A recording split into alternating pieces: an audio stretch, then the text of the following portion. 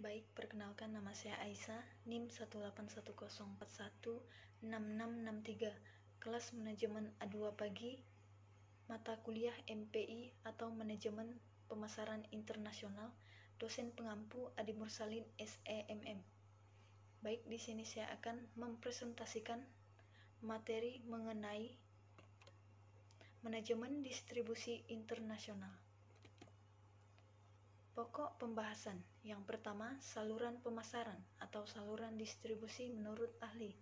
Yang kedua, anggota saluran distribusi internasional. Yang ketiga, keputusan desain saluran. Saluran pemasaran atau saluran distribusi menurut ahli. Definisi saluran pemasaran. Yang pertama, menurut Warren J. Kagan 2003, saluran pemasaran atau saluran distribusi atau marketing channels adalah saluran yang digunakan oleh produsen untuk menyalurkan barang sampai ke tangan konsumen atau pemakai industri. Yang kedua, menurut Kotler, saluran pemasaran adalah sekelompok perusahaan atau perseorangan yang memiliki hak pemilik atas produk atau membantu memindahkan hak pemilikan produk ketika akan dipindahkan dari produsen ke konsumen. Jadi, saluran pemasaran antara satu dengan bagian lainnya merupakan satu kesatuan yang saling bergantung sehingga membentuk sistem saluran pemasaran atau marketing channel system. Anggota saluran distribusi internasional. Yang pertama, distribusi tidak langsung. A. Agen. Yang pertama, perusahaan manajemen ekspor atau PME atau Export Management Company adalah suatu perusahaan manajemen ekspor yang melayani berbagai perusahaan dalam kegiatan ekspor. Yang kedua, agen ekspor perusahaan atau Manufacture Export Agent atau AEP. Agen ekspor perusahaan menyediakan layanan yang hampir sama dengan perusahaan manajemen ekspor, namun dalam skala dan kontrak yang lebih kecil. Yang ketiga, asosiasi WEBB atau POMERE. Asosiasi ini didirikan oleh produsen Amerika Serikat. Anggota asosiasi ini dapat menentukan harga, berbagai informasi, melakukan riset, pemasaran, dan lain-lain. Yang keempat, agen komisioner dan agen pembelian yang dikendalikan negara. Agen komisioner ini bertindak mewakili pedagang luar negeri atas pembelian produk-produk tertentu. Agen komisioner ini menerima komisi dari klien luar negeri untuk jasa pembelian produk tersebut. Sedangkan agen pembelian yang dikendalikan negara adalah perwakilan pembelian resmi suatu pemerintah untuk pembelian barang-barang tertentu. B. Pedagang perantara adalah beberapa jenis pedagang perantara antara lain. Yang pertama, pedagang ekspor. Pedagang ekspor adalah pedagang yang langsung membeli barang dari produsen dan memiliki hal atas produk tersebut. Pedagang ekspor memiliki mitra di luar negeri, baik pengecer maupun pedagang besar. Dalam aktivitasnya, pedagang ekspor menggunakan nama sendiri dan menanggung semua resikonya. Yang kedua, koperasi pengekspor atau cooperative exporters. Koperasi pengekspor adalah kumpulan dari perusahaan-perusahaan yang membentuk suatu koperasi untuk pendistribusian produk-produk ke luar negeri. Model kerjasama antara produsen dengan koperasi pengekspor ini disebut dengan piggybacking, di mana koperasi pengekspor ini dapat berperan sebagai perusahaan manajemen ekspor ataupun hanya sebagai agen. Yang ketiga, pemasok ekspor atau export vendor adalah perusahaan yang mengkhususkan diri dalam penjualan produk dengan kualitas rendah atau yang jumlah produksinya berlebihan untuk dijual kembali ke luar negeri. Anggota saluran distribusi internasional. Yang kedua, distribusi langsung. A. Distribusi langsung melalui agen. Dalam pendistribusian langsung, perusahaan dapat bekerja sama dengan agen perantara di luar negeri, yang mana agen ini tidak memiliki hak atas barang tersebut. Ada beberapa macam antara lain. Yang pertama, pertama, perwakilan agen atau sales representatif. Kegiatan sales representatif ini merupakan perwakilan perusahaan di negara asing untuk melakukan penjualan di negara tersebut, dan komisi didapat dari penjualan. Perwakilan agen juga memantau dan mengumpulkan informasi terkait penjualan dan preferensi konsumen di negara tersebut, namun mereka tidak memiliki hak atas barang tersebut. Yang kedua, agen pembelian atau purchasing agent. Agen pembelian ini kadang disebut juga dengan pembelian barang untuk diekspor. Mereka aktif bergerak mencari produk dengan verifikasi tertentu untuk kepentingan luar negeri dengan standar produk dan harga dari luar negeri. Agen ini jugalah yang mengurus semua urusan pengemasan dan persyaratan pengapalan, namun mereka tidak memiliki hak atas produk tersebut. Yang ketiga, pialang ekspor atau export broker. Tugas dari pialang ekspor adalah mempertemukan pembeli luar negeri dengan penjual lokal.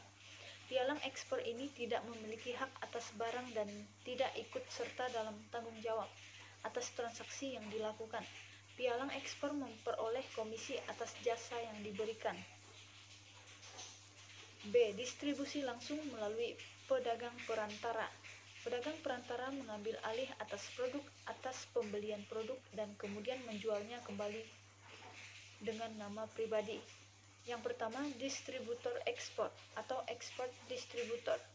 Distributor ekspor membeli barang dengan diskon yang besar, kemudian menjualnya kembali untuk mendapatkan laba, memberikan layanan servis atas pembelian barang tersebut, serta mereka menggunakan nama mereka. Yang kedua, pengecer luar negeri atau foreign retailer. Dalam pemasaran internasional, pengecer luar negeri memiliki dua fungsi, yaitu selain menjual barang langsung ke konsumen melalui jaringan toko yang dimiliki, mereka juga mendistribusikan barang ekspor ke pengecer lebih kecil. Yang ketiga, pemborong ekspor atau export jobber.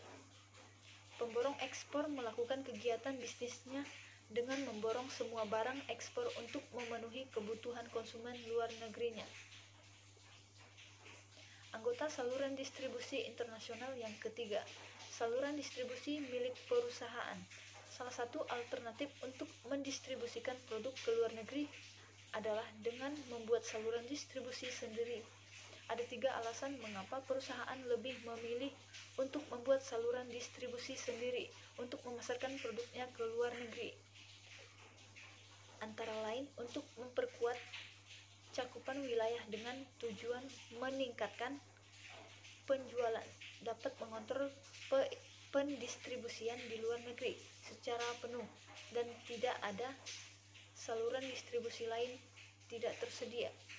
Namun pembangunan distribusi milik perusahaan sendiri ini membutuhkan banyak waktu, biaya, dan sulitnya menemukan individu yang cakep untuk dijadikan tenaga penjual di luar negeri. Yang keempat, pasar kelabu atau grey market. Grey market merupakan salah satu alternatif yang bisa digunakan untuk memasarkan produk pasar internasional, di mana distribusi barang di sini dilakukan melalui saluran yang tidak memiliki otoritas. Istilah grey market ini sendiri adalah istilah turunan dari black market yang memasarkan produk ilegal. Namun dalam grey market, garis batas antara ilegal dan legal di sini abu-abu. Grey market biasanya terjadi dalam perdagangan internasional, barang-barang mewah dan barang-barang berteknologi tinggi. Keputusan desain saluran. Berikut beberapa tahapan yang perlu diperhatikan dalam kaitannya mengambil keputusan desain saluran yang tepat, antara lain. Yang pertama, menganalisis kebutuhan konsumen. Dengan banyaknya layanan yang diberikan, tentunya biaya yang diperlukan perusahaan dan anggota saluran akan meningkatkan sehingga berakibat pada harga barang akan lebih tinggi bagi konsumen. Perusahaan juga dituntut agar mereka dapat menyeimbangkan kebutuhan konsumen, biaya, kelayakan produk, dan preferensi harga pelanggan. Yang kedua, menentukan tujuan saluran. Tujuan saluran pemasaran berkaitan dengan pendefinisian secara tegas pelanggan yang akan menjadi sasaran perusahaan dan berkaitan pula dengan tingkat layanan kepada segmen pelanggan tertentu yang ditargetkan. Dari hasil pengidentifikasian segmen pelanggan, perusahaan dapat menentukan pelayanan seperti apa dan bagaimana yang hendak diberikan kepada pelanggannya. Yang ketiga, mengidentifikasi alternatif utama. Alternatif ini berkaitan dengan jenis perantara yang digunakan, jumlah perantara dan syarat serta tanggung jawab oleh masing-masing saluran pemasaran. Ada 3 strategi dalam menentukan jumlah perantara pemasaran. Antara lain, yang pertama, distribusi intensif adalah strategi yang dilakukan anggota pemasaran dengan cara menyimpan sebanyak mungkin stok produk di toko dengan maksud produk tersebut harus tersedia dimanapun dan kapanpun konsumen menginginkan. Yang kedua, distribusi eksklusif adalah strategi di mana perusahaan sengaja membatasi jumlah perantara yang menangani produk. Yang ketiga, distribusi selektif. Penggunaan lebih dari satu, tetapi tidak keseluruhan perantara yang mau menjual produk perusahaan. Yang keempat, mengevaluasi alternatif utama. Tahap berikutnya adalah mengevaluasi alternatif dari hasil identifikasi berdasarkan kriteria ekonomi, kendali, dan cakupan. Kriteria ekonomi berkaitan dengan bagaimana perusahaan bisa menganalisis perkiraan penjualan, biaya, dan profitabilitas dari alternatif yang berbeda. Yang kelima, pemilihan anggota saluran. Setelah perusahaan meninjau dan memilih sistem saluran, selanjutnya perusahaan mengimplementasikan sistem saluran. Perusahaan harus memilih anggota saluran pemasaran internasional yang sesuai. Perusahaan memiliki kemampuan beragam dalam menarik perantara yang berkualitas. Ada 4 kriteria yang dapat digunakan untuk menentukan anggota saluran pemasaran internasional, antara lain. Yang pertama, kekuatan keuangan. Perusahaan membutuhkan tenggangan waktu yang cukup lama untuk mencapai tahap kedewasaan dalam pemasaran internasional. Yang kedua, jaringan dan hubungan yang baik. Di berbagai negara, kegiatan bisnis dijalankan berdasarkan hubungan pribadi. Dalam pemilihan anggota saluran pemasaran internasional, sangat penting memiliki citra dan hubungan yang baik dengan lingkaran pemerintah dan lingkaran bisnis di negara tersebut. Yang ketiga, komitmen dengan bisnis lain. Perusahaan harus mengumpulkan informasi mengenai anggota saluran pemasaran internasional tentang komitmen anggota pemasaran dengan bisnis lain. Yang keenam, pengendalian anggota saluran. Hilangnya kendali atas produk dalam proses pendistribusian kepada anggota saluran pemasaran mungkin sudah menjadi konsekuensi dari produsen. Walaupun dalam pasar domestik sebagian kendali diberikan ke anggota salurannya. Kemampuan produsen sangat beragam dalam mengelola distributor. Hal ini terkait dengan kekuatan saluran atau channel power, yaitu kemampuan untuk mengubah perilaku anggota saluran. Jenis-jenis channel power itu antara lain. Yang pertama, kekuatan koersif. Kekuatan koersif berupa ancaman dari produsen untuk menarik sumber daya atau menghentikan hubungan kerjasama dengan anggota saluran, tetapi dalam penerapannya sering menghasilkan konflik. Yang kedua, kekuatan penghargaan. Kekuatan penghargaan berupa penawaran ekstra dari produsen kepada konsumen sebagai wujud penghargaan atas keberhasilan melaksanakan fungsi tertentu. Yang ketiga, kekuatan resmi. Kekuatan resmi ini berupa kontrak yang dibuat produsen untuk anggota saluran, bahwa produsen adalah pemimpin yang resmi. Yang keempat, kekuatan acuan. Produsen sangat dihormati sehingga anggota saluran merasa bangga bekerja sama dengannya. Sekian presentasi dari saya. Terima kasih.